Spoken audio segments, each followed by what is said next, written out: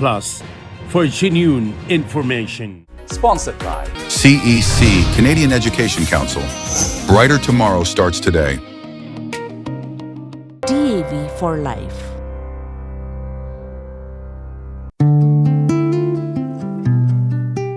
InfoPlus for genuine information. Namaste and welcome to InfoPlus on Himalaya Television. I'm a host Rebika Chhetri. Today we are honored to be joined by His Excellency Christopher Cooter, the non-resident ambassador of Canada to Nepal based in New Delhi. As he steps into this important role, we'll explore his vision for strengthening bilateral relations, expanding cooperation and deepening engagement with Nepal.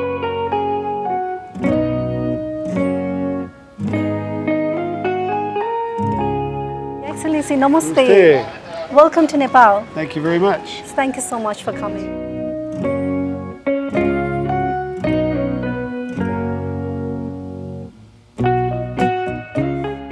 A seasoned diplomat with a global perspective, His Excellency Christopher Cooter represents Canada's commitment to meaningful international partnerships.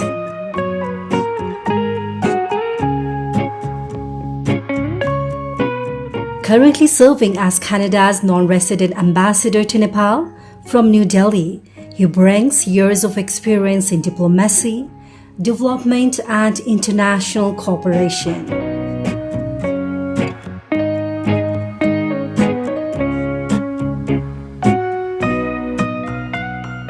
With a strong focus on building bridges between nations, his work reflects Canada's values of inclusivity, sustainability and collaboration. As Nepal and Canada continue to strengthen their long-standing friendship, Ambassador Cooter's leadership marks a promising chapter in this evolving relationship.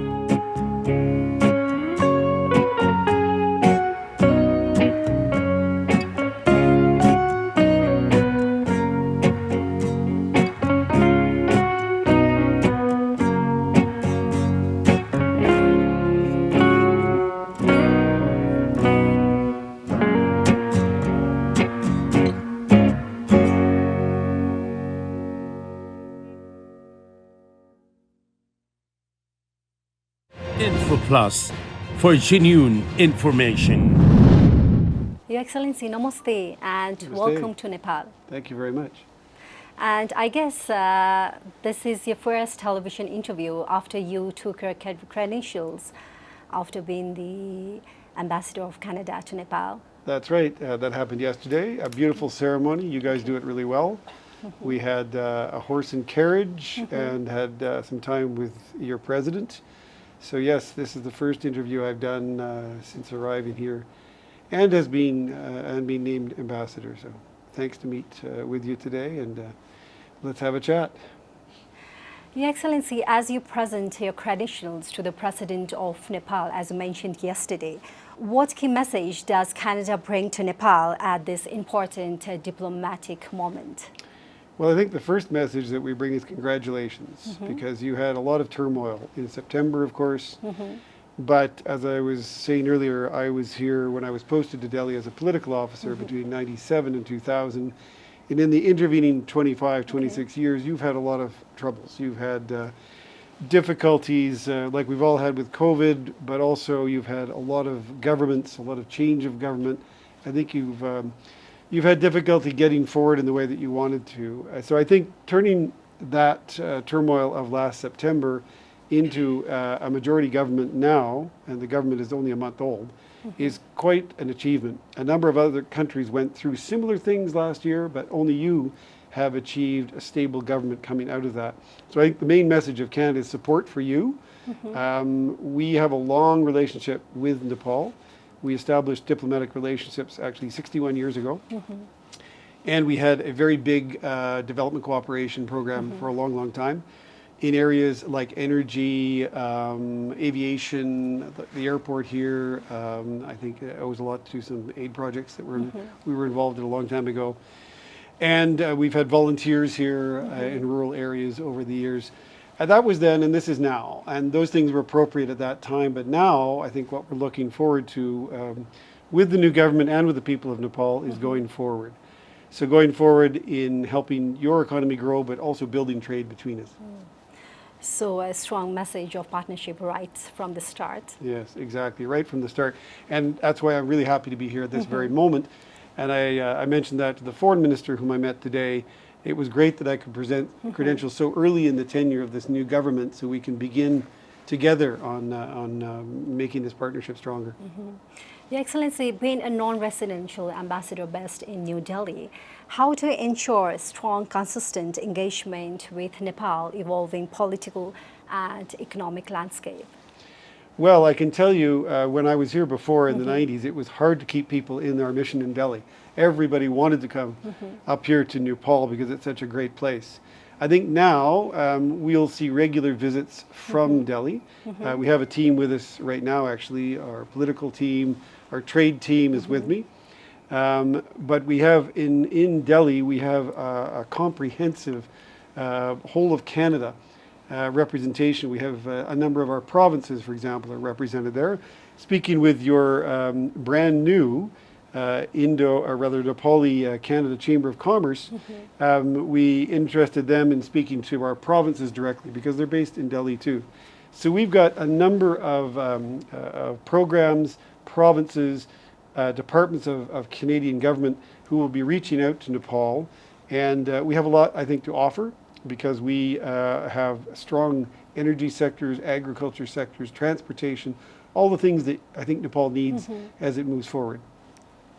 Good to hear the foundation is strong and it's time to take it to the next level, isn't it? Exactly, exactly.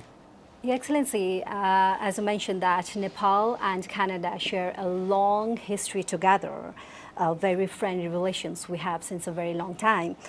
How do you envision elevating this partnership in the coming days? Well, one of the things that I keep going back to when I was here before and how it's changed, one of the things that's very important is the people-to-people connection has strengthened. So of course we have tourists coming. That's been a feature for many, many years. But we've had a 14-fold increase in the number of students going to Canada. So we actually have around 24,000 Nepalese students in Canada right now. That makes you about number 5 in the number of in the countries that send students to Canada, which is quite impressive. And many of the diaspora who are now in Canada, not necessarily just the students, are doing very, very well. They're engineers, in particular engineering, accountants, many professions. So I think the people dimension is quite a bit stronger than it used to be. And that's a really good basis for building the relationship. That includes trade, that includes culture, but it's something that's quite new. So we discussed exploring how we can strengthen the ties working with the diaspora in Canada. We discussed that with our, as I said, new Chamber of Commerce. We have a friendship society here, a Nepal-Canada Friendship Society. I discussed it with the President and with the Foreign Minister. But I think there's something very interesting there that didn't really exist in that at that scale just a few years ago. So we're really looking forward to meeting with the diaspora in Canada. I'll be going there in a few weeks' time and meeting with your ambassador there, but looking at ways, exploring ways in which we can strengthen that tie and add a whole new dimension to the relationship. That sounds very productive. Your Excellency, Nepal has recently undergone significant political change with the emergence of new political force. How does Canada view these transactions and its implications for stability and development? Well, I think the whole world has looked at what's gone on in Nepal over the last few months with a lot of interest. As I was saying to you earlier, there were around the same time a number of student-led, we call them revolutions or movements, but only Nepal has really succeeded in taking that desire of people, especially young people, for a better system of government, for change. Only Nepal has managed to successfully take that and translate that into a stable new government. So, democracy is something that changes all the time. Everybody has a different kind of democracy. Yours in the past 20 years or so has been characterized by regular changes in government and some instability in effect. Now, I think people are looking forward to stability in the way that Nepal is governed, and with it comes the reform. Your government has a 100-point reform agenda. We discussed today, the foreign minister and I, ways in which Canada might be able to support that. We have 13 different jurisdictions in Canada, provinces and territories, and the federal level. We do democracy in different ways, depending on which jurisdiction. We've got a lot of experience in public administration, infrastructure development, attracting investment. We do quite a bit of that in Canada, and we're quite successful at it. I think there's a lot that we could share with the new government in looking to move things forward. And I know the government wants to move quickly. And there's an interesting parallel with our government. We also, under the Carney government, which, by the way, just got its majority last week when they won a couple of by-elections, there are parallels in that the Prime Minister Carney wants to move quickly and he wants to achieve results. He spoke to the Canadian public just 2 days ago, and he particularly focused on young people, which I think, again, in Nepal, you have a very young population. I think the average age is 25, 26. We're a little bit older in Canada, but for young people in Canada, it's been hard. He said that. It's been difficult. Housing prices, COVID, expensive education, etc. So we do share with you some of that feeling that things have to change, especially for young people, to make life more affordable, to give them more options, to give them hope for a better future. So I think, again, there's an area where we can look at what are you going to do, what can we do? And both governments are at, ours is a little bit further along, but they're both in the early stages. So that's a really interesting basis for us to have a conversation. That's very interesting perspectives for the change of something between two countries. Yeah. It hasn't been, we've never been in that position where Nepal has also been in that position before, to my knowledge. So that's why it's kind of an exciting time to be named now as ambassador here. Your Excellency, with Nepal moving forward with a stable government with nearly 2/3 majority, what opportunities this create for long-term international partnership between two countries? Well, I think you put your finger on the right word, long-term. You know, we have a policy now of diversifying our trade partnerships, and we're looking particularly to Asia. And I think in the past we've had many policy shifts where we've attempted to increase our relationship with one country or another in Asia and other places. But I do think under the current Canadian government, they're really committed to this. So we are going to pull out all the stops with regard to Asia. And that could be, for some countries, that's free trade. We're negotiating a free trade agreement with India, for example. But, you know, these things take time. We can have high ambitions. We should have high ambitions. Our government does have high ambitions. But we have to get the foundation right, and then we have to build. And we build with government. That's very important. But government, you know, isn't the be-all and end-all. It's the private sector, it's the education sector, it's civil society. In order to have a successful relationship, one that really matters, you need all those players involved. The diaspora, we talked about that earlier, that's a critical piece as well. That's needing to move in the same direction. In Canada, we're also trying to take a more whole of Canada approach. Government's important, education as well, the provinces, the cities are quite important. And of course, your new Prime Minister was the mayor of this city of Kathmandu. If you look at all those elements and bring them together, then, you know, in the case of Canada, we're not a huge country. Physically, we're huge, but in terms of our population, about 42 million, somewhat bigger than you. But if we bring all of our players together, then we can be quite effective. So I think building that long-term relationship with Nepal requires all those players to come together. And the other thing about government is to, you know, we're not, we can set the table, we can establish the framework, we can put in place the laws or the trade agreements, but at the end of the day, it's the people. They have to want to do this. So getting to know each other is very important, and that through tourism or trade is really important because we don't know as government what's going to succeed. Maybe it's going to be the export of some mineral or some product that we haven't even thought of yet, or it's AI and data centers, which we discussed today as well with the government. You know, I mean, 5 years ago, we wouldn't have been talking about data centers in Nepal, for sure. But today, we can talk about that. We have quite a few Canadian IT companies in India. It would be logical and make sense if it worked for them on a commercial basis to extend into Nepal, especially if you get hydropower, which we also talked about extensively over the last couple of days. If you had the hydropower that would enable data centers to run profitably, that's an area that we probably didn't even think about 5 years ago. So that's all long term. That's the kind of relationship we want. So maybe here, this part doesn't do so well for a while, this part might do not so well, but the other parts. So if you've got 5, 10 sectors, 3 not so great, but 7 great. That's the kind of relationship that we should have with you. In the past, it was a bit narrowly focused on development assistance, which tends to go up and down, some tourism, but we need to give the economic piece really some strength. And that could be in energy, where we have a lot of expertise in hydropower, for example. We're the second biggest producer of hydropower in the world. And we have a lot of expertise. Capacity building could be one dimension. Education around that sector could be another. It could be supplying the things you need, like turbines, transmission technology, and so forth. We can partner on that, and that's for the long term there too. But agriculture is another sector. You could look at just in general education. We don't really have a presence here. We are looking to develop a presence in country in India with our polytechnics and universities. They could logically extend north. And so those kind of things would be the foundation on which we would build a much, much stronger partnership. So stability really open doors deeper does. for long-term partnership. Yes, exactly right.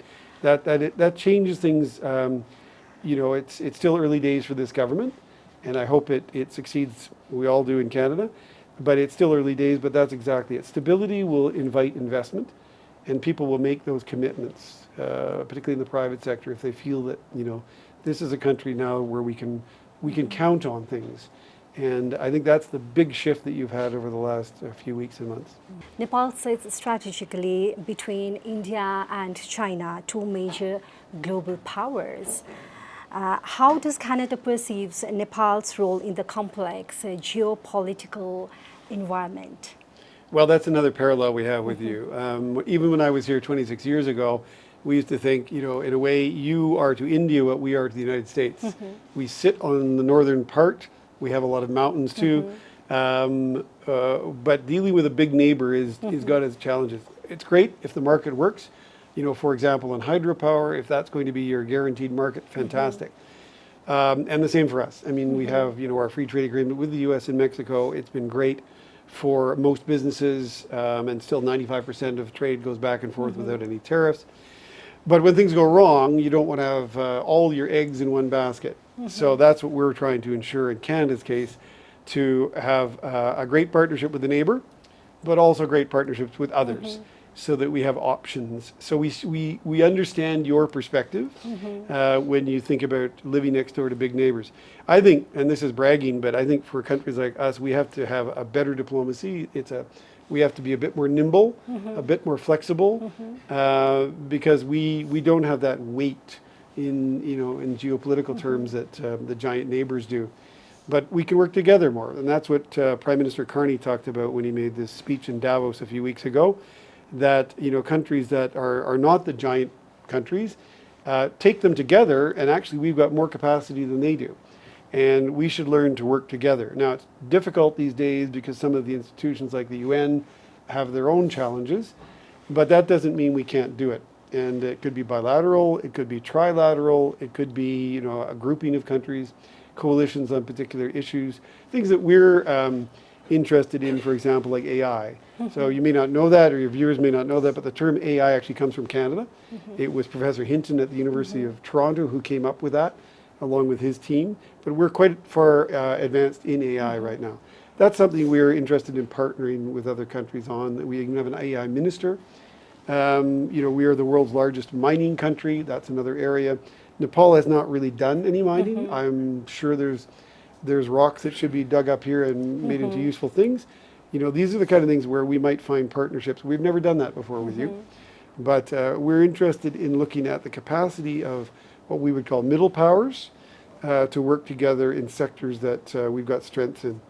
How can Canada support Nepal in maintaining balance and independent foreign policy while engaging with global power? Well, I think if we're looking at the economic part of that, I think having the Canada option will help you. Again, that's how countries like ours can help each other. So, for example, in hydro, which I mentioned, we're a big player in hydro. You've probably looked at Indian options, maybe you've looked at the American options and others. That's great. But I don't think until now, I mean, we did have some development assistance in the past in that area. But on a commercial basis, you haven't seen, Canadian capacity here. So by having Canada present and giving options in that and some of the other major economic sectors that you're talking about, with like data centers, agriculture, tourism, this gives you more options, more ability to maneuver in this, interesting, let's call it an interesting neighborhood that you live in. On a geopolitical level, we can work together in regional organizations. We are aiming to become a dialogue partner in the Indian Ocean Rim Association. Now, you're not part of that, I know, but in that region, I think we will have more presence. We have in Canada a very large number of Canadians who come from South Asia. From India alone, it's about 5% of our population, plus Bangladesh, Pakistan, and Nepal. So we do have the basis for having a much stronger link with this part of the world. We haven't really translated that yet into a kind of a political narrative or a geopolitical narrative, but lots more interest in coming to Asia, including South Asia, in a much, much bigger way across every field. So this will open up areas where we can cooperate. We've cooperated in the past in peacekeeping. That's a good example. I remember when I was here many years ago, General Tapa, who was one of your peacekeeping leads, we were working together with him. And we do recognize that. We've had a long history in peacekeeping at the United Nations. We're approaching defense and peacekeeping in different ways now, but you could imagine a partnership on topics at the United Nations. I'm sure that your new government, and I know my government, is very committed to achieving the net zero goals for us 2050 around climate change. We've got a lot of green technology. We can see progress being made in spite of all the obstacles. There is a path ahead that we can work on together, and it also assists you here if we can cooperate on green technology, assist for your tourism, of course, but in terms of providing good jobs and good livelihoods for people in a clean environment. So that's another area, but it has both a local dimension and a global dimension. So that's one area that we could certainly work on with you together. Balance seems to be a key, isn't it? And support from our partners like Canada matters a lot. And likewise, support from you, because we're all equal at the United Nations. Every country has a vote, and we appreciate your support as well. But I think we're at a creative period in both countries' histories where there's a lot of space for us to think things through in new ways. Just because we did it that way, let's say even in the United Nations for the last 40 years, it doesn't mean we can't take stock and say, all right, we've had many crises, we've had COVID, we've got challenges to the World Trade Organization, et cetera.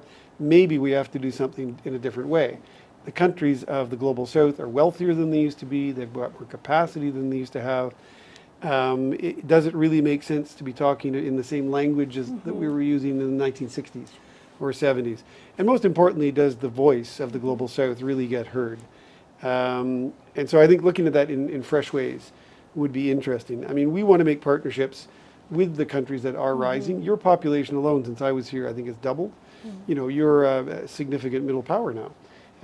So there's a lot more scope for looking at things that would be mutually beneficial and moving away from the language or the processes that maybe served us well 30, 40 years ago, but perhaps today aren't so relevant. I think in particular, I would come back to the theme of youth. I've served in many developing countries in Africa and elsewhere, and there are a couple of consistent themes, but probably the most consistent theme is getting skills for our young people. This is probably the number one thing, and even in Canada, I would say the same thing. It's now become much more important. We have the highest level of post-secondary education in the world in Canada, but even so, we still face some challenges. So this is something that we can work on together. We want to make sure that young people feel empowered.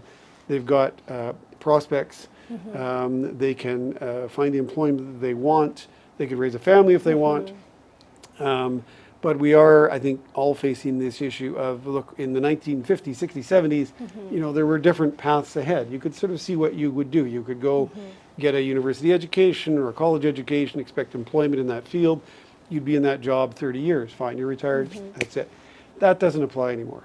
And in a much more uncertain economy, people need the skills probably for a variety of jobs. We talk about this especially with AI. Young people need to have a basic AI literacy and then be able to navigate as this economy changes and shifts into something else. But that, I think, can be a major, major focus for us with many, many countries of the global south, and again, even for Canada. Excellency, Nepal has been actively seeking supports from developed nations. What specific areas of investment or development assistance can Nepal expect from Canada in coming days? Well, we're just starting this conversation with the government just a month old. We too are looking for investment. We plan to, the Prime Minister said this 2 days ago, plan to have $1 trillion of new investment in Canada. Now, much of that will come from Canadian resources themselves, but we're looking for foreign direct investment in many of the same areas that you are, infrastructure, energy, and so forth. But as with trade, we don't trade in order to be isolated. We trade in order to be connected and to improve our lives. So we also have very large institutional investors who have invested heavily in India, for example. As far as I know, they have not yet invested in Nepal.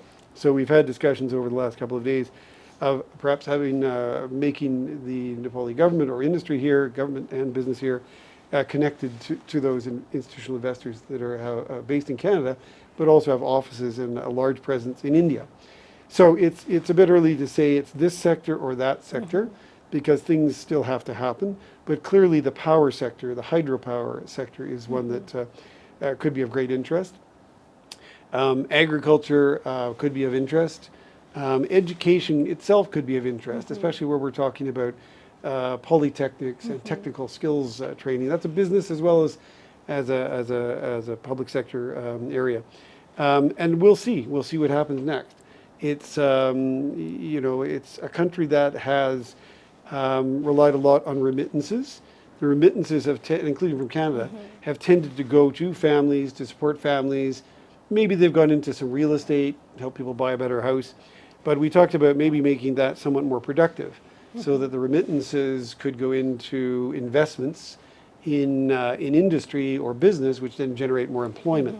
The difficulty I think we're all facing is, how do we generate good jobs, especially for young people? And that's the path to that is not as clear as it would have been, say, 30 years ago, when many Asian countries, went through this period in which they opened large factories that employed people, textiles, electronics, and so on. In some ways we're moving past that, or maybe we aren't. It's not clear with AI where the jobs will be. So I think flexibility in that is important, but that gets to where we would be best placed to invest, let's say in Nepal. We have to see a little bit more of how the economy shakes out. Now, your great asset, of course, apart from your own people, is that you do sit next to some very, very important markets. India, but also Bangladesh, China, these are huge and growing fast. So, that's an enormous asset for you if you can get the trading regime with them right. And that's something that makes you attractive if you've got some cost advantages, or maybe, as I was discussing with your foreign minister today, if you adopt best in class in terms of legislation, regulatory regimes, people will notice that. They'll say, new government, new approach to attracting business, new approach to attracting capital investment. Wow, that's interesting. Let's take a look at that. I think that could give you a great asset. But again, we're doing some of the same at home. We're having to change things quite dramatically. We have something called a major projects office. That's designed to be kind of a one-stop shop for people coming to invest in big projects in Canada. And that might be something that you could do here as well, where an investor in Canada, let's say Nepal, that's really far away, I don't know much about it, Mount Everest, what else have they got? They don't really want to spend a lot of time checking out all kinds of different things. I don't understand how the bureaucracy works, etc. What they want really is to go to one place. They'll tell me everything I need to know, and if I need help, they'll help me do it. That kind of approach is so much more efficient. The reality is that the world is a highly competitive place. Everybody's asking for investments. And so you've got to stand out a bit above the crowd. But I think you've got a chance to do that because you've got this new government. It's got such a big popular mandate. and it's committed itself to the kind of reforms in its 100-point plan that would be attractive to investors. So I think it's an interesting moment, and hopefully the momentum will continue. Your Excellency, Canada has a strong advocate for climate change. Yeah. How can the two countries collaborate on the climate resilience, especially considering Nepal's vulnerability to climate change? Yes, that's a very good question. We are committed. We continue to be strongly committed to combat the effects of climate change and combat climate change itself through the transition to a greener economy, for example, through electric vehicles.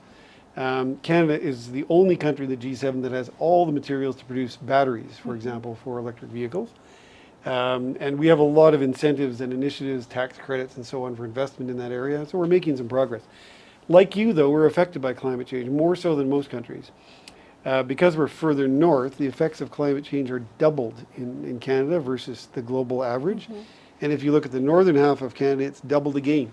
So for the people the Canadians who live in the north, they're feeling the effects of climate change every day. The melting of the ice, the thawing of the permafrost. And of course, you're in some ways the third pole. We have one polar region, the Arctic. The second is in the Antarctic, and you're the third pole on the roof of the world with the glaciers that you have in the Himalayas.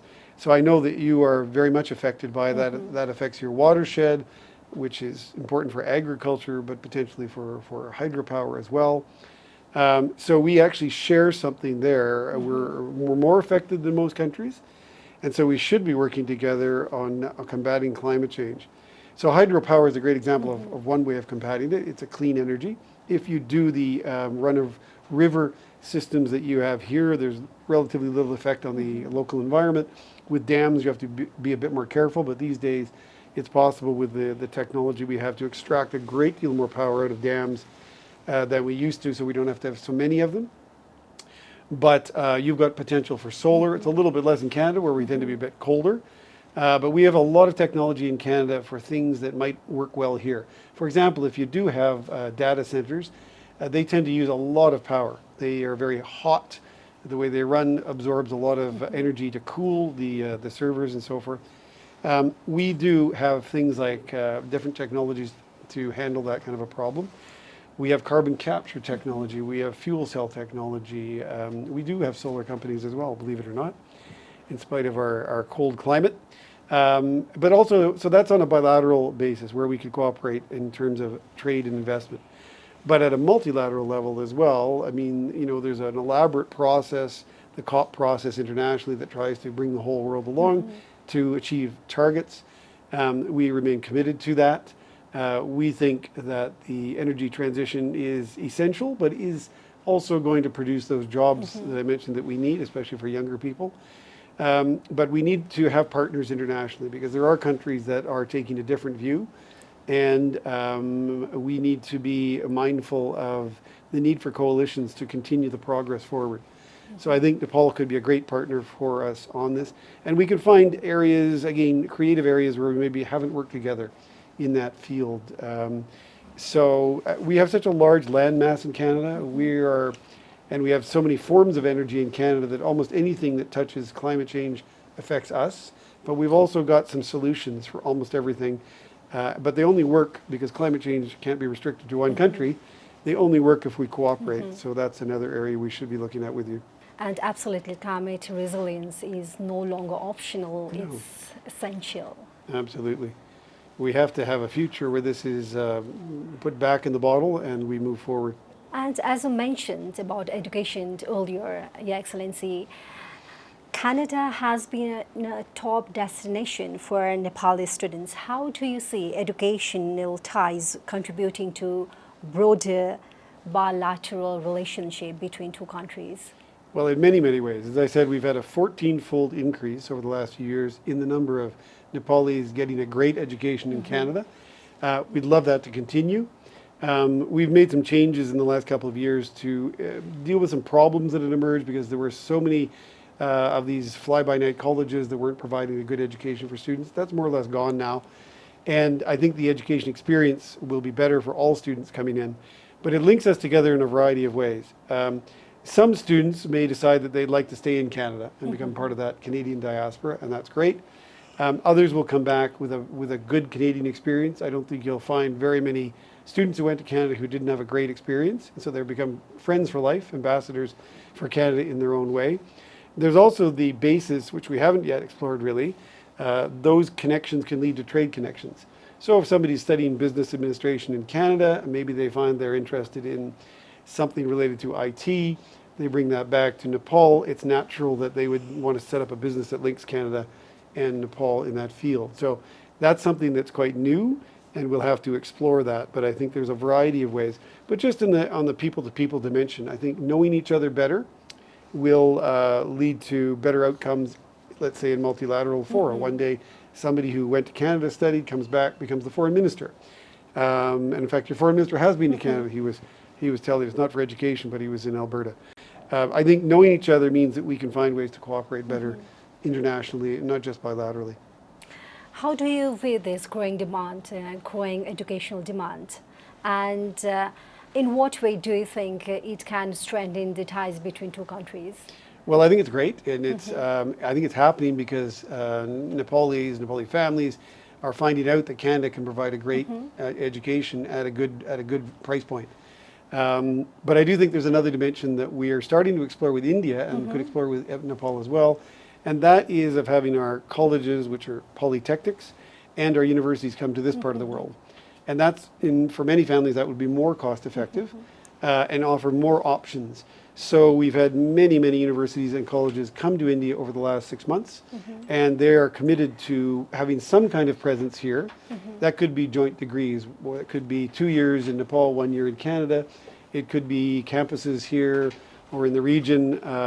They're exploring all of that right now. They haven't settled, and there's probably going to be a wide variety of options that they're going to look at. But I expect in the next couple of years that we would have a strong Canadian education presence here, and that could include Nepal. So what steps or initiatives can be taken to facilitate the establishment of Canadian degree in Nepal? Well, it's quite complex because there's a financial aspect to it. The Canadian institutions want to be sure that if they're going to be here, that the standards of Canada are maintained. I mean, there's very little point for a Nepali student to get a certificate or a degree that isn't at the Canadian standard. So they have to be sure that the infrastructure is there to deliver that, and that can take some time to work out. But as I said earlier, I think the commitment to this region is clearly there, and it's a sea shift. It's really a major change in looking at this part of the world in a very different way. So students to Canada still terrific, great, we want that. And even if we had joint degrees or all of the degree or certificate here in Nepal, it would still be good if they went to Canada to learn about Canada. But I do think there's been a sea change in the attitude, and it will take some time to work out precisely the details of that because it's quite complex. It is, I guess I would end with, it is quite comprehensive though. We are talking about something like 300 Canadian public education institutions, all of them, or pretty much all of them, looking at this through that new lens. So I hope that Nepal can be a part of that. So we can expect a lot positive things in coming days. I certainly hope so. Your Excellency, with employment become a major challenge these days, academic qualifications alone are not so sufficient in today's job market. Organizations such as the Canadian Education Council offer professional courses and international employment licensing. From a position, how can you contribute to creating meaningful employment opportunities for Nepali youth within the country and globally? I think it goes back to the skills training. You know, there's been it's an attitude, and you find it in developed countries like Canada or in developing countries, that a university education is superior, almost morally superior. And for many people, you know, that is the right path, but it's not for everyone. And in fact, again, I'll quote my own Prime Minister on this, who spoke about it the other day, it's a great time to have a trade in Canada. We're investing heavily in rebuilding our economy. We need the technicians. We need the people that know how electricity works, how plumbing works, how to build a house, all those kind of things. I think the same applies here. The skills are key, and maybe skills in 2 or 3 different areas. For example, should you develop a mining sector, you can become a miner, a gold miner. That skill is transferable to becoming an iron miner, but we don't know what AI is going to do. So maybe you need to be flexible in the kind of skills, and certainly have the IT skills there so that you can move around a little bit as the economy shifts and changes. I would say with the skills, going with skills is a work culture. And I think your new government is interested in bringing about a new work culture. I noticed that you've, for the first time, got a 5-day working week. Congratulations. Enjoy your weekends. But the work culture that is a signal to outside investors that, when we invest here, we've got a workforce that's trained, that really wants to work hard, expecting rewards, of course. But, sometimes that's one of the barriers. It's intangible. But knowing that when you come to Nepal as an investor, whatever that's in agriculture or something else, that you've got a workforce that's great. That's really important for people. So that, I would say, is something that would be well worth investing in, and looking at the best in class, which we think we are. There are a couple of other countries out there as well, but in terms of providing skills that fit the employment market, we're probably number one. That's how we start in Canada. We start with what do the employers need in 1 year, 2 years, 5 years, and then we build back the courses, so that in our system, if you get those skills, you will have more than a 95% chance of having a job in that area within a few months of your And has there any agreement in the pipeline between two countries? Well, not yet, but it's very, very early days. I only got accredited yesterday, so I'll need a few weeks. So you must have some plans. Yes, I think we can look at all those areas, and we did have discussions around that with private sector people and government in the last few days. Trade between Nepal and Canada has been modest. What are the key barriers, and how do you think both the countries unlock greater economic potentials? Yeah. Well, first of all, when we talk about trade, we often look at very narrow lens. You sell us this and we buy from you that, when in fact there's more to it. For example, tourism or education. If we look at tourism and education, the very modest numbers on trade start to look quite a bit more impressive. But we're looking at trade through a rather old-fashioned lens.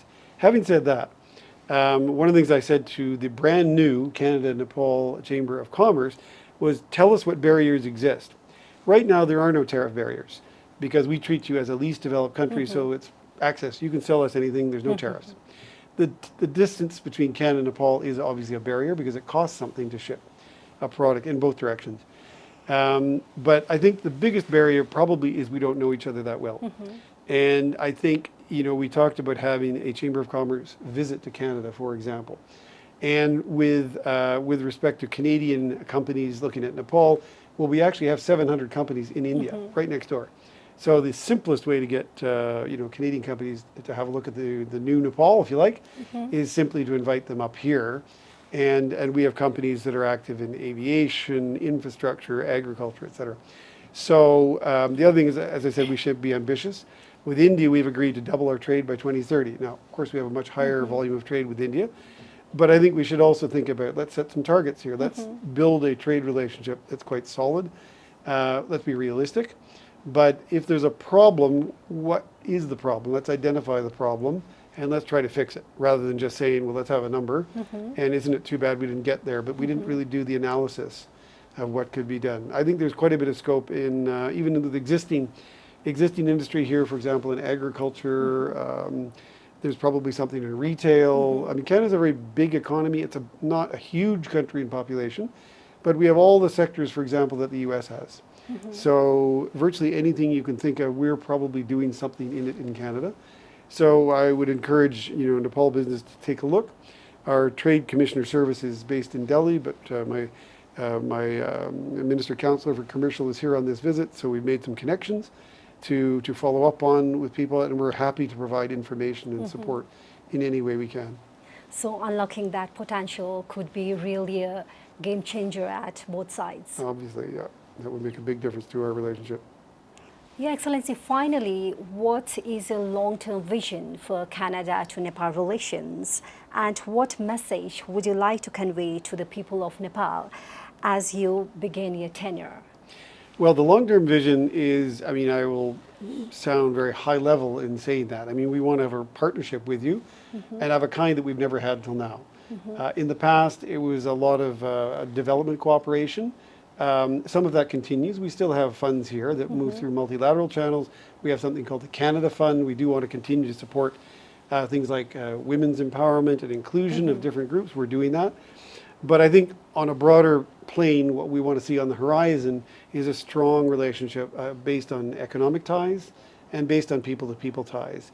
And I think we've now got, we can see that in the future, given what's happened recently. My last point, my main message to the people of Nepal is congratulations. I think you've weathered the storm. You've come out of it. You've got a new government with a strong majority reflecting the will of the people. Your elections were peaceful. The interim government also was very impressive. The work wasn't abandoned between September and March, but continued. And now you've got, I think, a very good basis for going forward and for having a great relationship with Canada. So my main message is congratulations to you. A hopeful and forward-looking message during your tenure, Your Excellency. Thank you so much for your time. Thank you. Namaste. Namaste. InfoPlus for genuine information. Your Excellency, thank you for sharing your insights and vision with us today on InfoPlus Himalaya Television. As Nepal and Canada continues to build on their strong foundation of friendship, conversation like this remind us of the importance of collaboration, connection and shared goals in a very changing world. And thank you to our viewers for tuning in to InfoPlus Himalayan Television. Stay connected with us. Namaste. InfoPlus for genuine information.